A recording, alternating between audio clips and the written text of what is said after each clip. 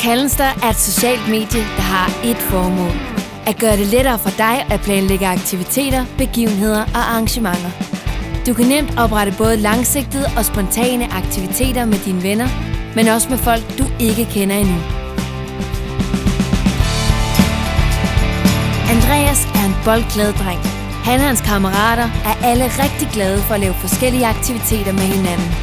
Men de er til tider svært ved at planlægge. Ofte opstår der tvivl om, hvem der kommer, og Andreas og vennerne bliver ofte frustrerede. Men en onsdag formiddag laver Andreas en profil på Calendster. Han opretter en åben gruppe og inviterer alle sine venner. Som ugerne går, begynder drengene at lave flere og flere aktiviteter. Det er nemlig blevet nemmere, sjovere og mere overskueligt at oprette og deltage i aktiviteterne. De synes desuden, det er sjovt at se, hvilke aktiviteter deres gruppe laver. Der er aktiviteter hver dag. Alt fra fodbold til beachvolley, pokeraften, løbetur, lektiecafé, filmaften, FIFA-aften og mange flere.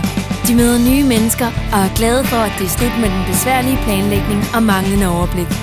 Vil du se, om du synes, det er lige så nemt og sjovt som Andreas? Så klik ind på calendster.dk og kom i gang med det samme.